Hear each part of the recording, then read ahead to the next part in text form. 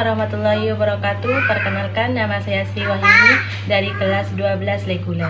Saya di sini akan mempresentasikan soal SBMPTN tentang biologi.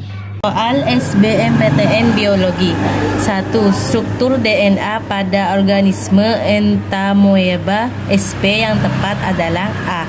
Double helix. B. Gula pentosa ribosa. C. Basa parimidin urasil. D. Sirkuler. Jawaban A.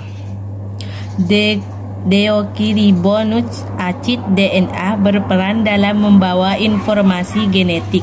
Struktur kimia DNA terdiri dari gula pentose, asam fosfat, dan basa nitrogen berupa purin, adenin, dan guanin, serta parimidin. Struktur DNA pada sel prokariotik seperti entamoeba SP berbentuk sirkuler, sedangkan pada sel eukariotik berbentuk double helix. 2.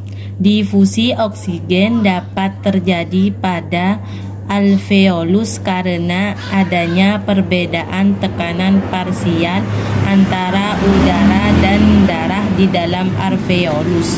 Sebab hemoglobin akan melepaskan ion hidrogen agar dapat berikatan dengan oksigen membentuk HBO3 dan selanjutnya akan berdifusi di dalam alveolus.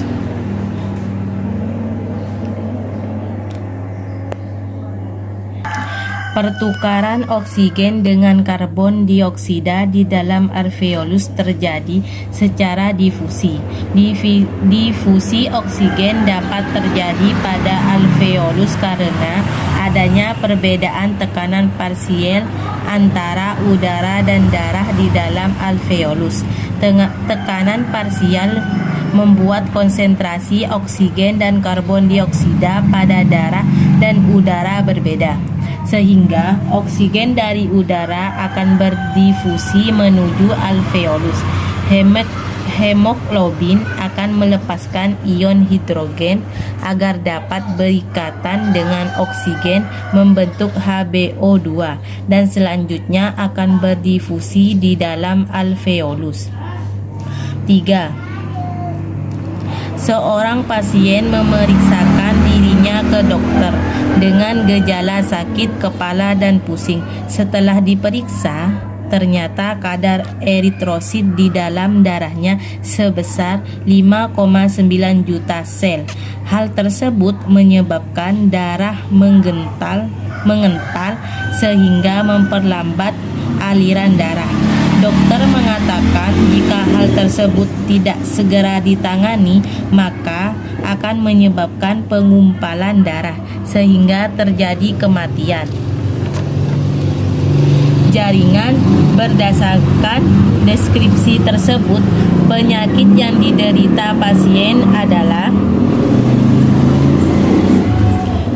C. Arteriosklerosis, pertukaran oksigen dengan. Jawaban D. Polisetemia adalah penyakit pada sistem sirkulasi yang disebabkan oleh kelebihan produksi eritrosit di dalam darah. Kadar eritrosit normal pada manusia sekitar 4-5 juta sel. Jika pasien memiliki kadar eritrosit melebihi kadar normal, maka darah akan mengental sehingga aliran darah menjadi lambat.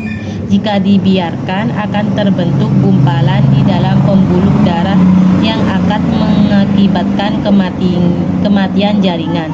Gejala umum yang sering terlihat pada pasien adalah sakit kepala dan pusing. Cukup sekian presentasi dari saya, kurang lebihnya mohon maaf. Assalamualaikum warahmatullahi wabarakatuh.